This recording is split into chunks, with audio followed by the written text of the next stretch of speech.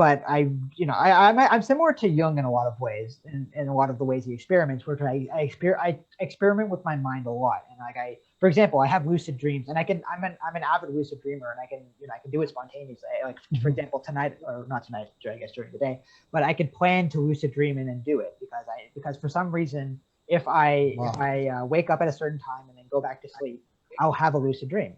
I could also have sleep Mhm. paralysis from that. And so I've had a lot of sort of psychic experiences. Uh, sleep And, paralysis is sleep paralysis is scary shit, huh? yeah, I'll tell you one story actually, and I never told this to my viewers. I've had a lot of scary experiences, but the scariest, I mean, it was scary while it happened, but after it happened, I reflected on it, and I don't know, I kind of love it now.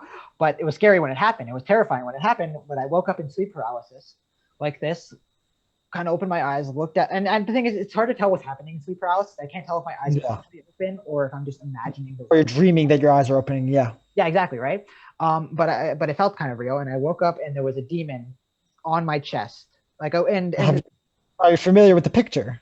yeah, I seen that picture as well. Yeah, and Yeah. I'd say it looked like that. Only like when you imagine something like a demon, like in your head, like in my head, I imagine something that's like CGI, computer generated. When I saw this thing, in like what as looking at it, it was like a real demon. Like it was an actual demon sitting there on my Yeah. chest. And it was a very small guy, and he bounced up and down, and every time he bounced, my chest kind of just went up. Yeah. Uh, Really? yeah, it was horrifying when it happened, and that's not the only thing that happened in sleep paralysis. I've also seen like things floating above me, it was like a jacket or something Yeah, floating sure. above me. It was really weird. But that one was really, really weird. But of course, I've had a lot of dream experiences like that, and most of them positive, some of them terrifying. But I mean, I'll tell you, this is going on a tangent. We're supposed to be talking about Neumann here, but That's all right. No, this is definitely part of it. yeah, this is definitely related to the exploration of the unconscious.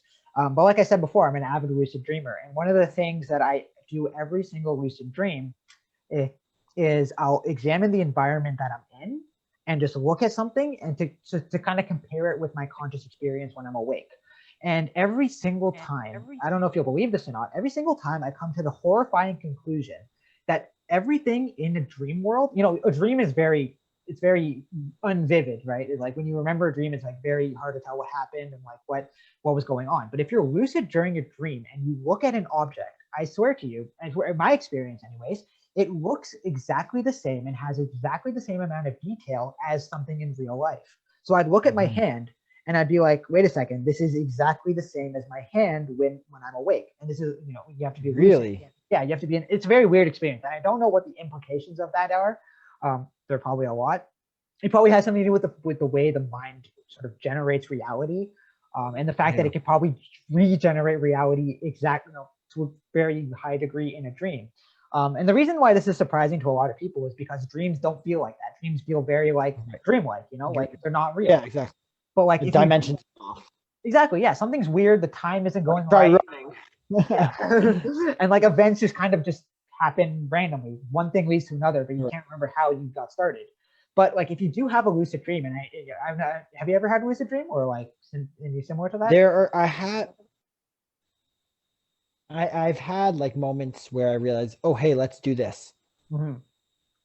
But nothing on that. Like definitely I would not call myself an avid dreamer. Yeah, And I and, mean, and usually the second where I do that and I realize that I'm in the dream, then I'm already starting to wake up from it. oh yeah, that happens because consciousness. You're not supposed to be conscious in the dream. You're supposed to be waking up. Um, Right. so I guess when you become conscious that you're dreaming, you wake up. But as I was saying before, with respect to the dreams, Yeah. there's one thing I wanted to add. Oh well, no, that the fact that like the world hasn't like another example. I took a leaf off of a tree while I was in a lucid dream, and I do this every time I have a lucid dream. I looked at it and I'm like, this is a real leaf, and I couldn't believe it. I was mind boggled in my dream. I was like, why is this so realistic? It's like it's actually there.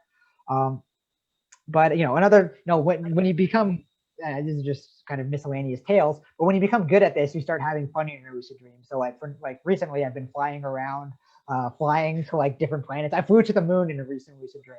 Oh dude, wow.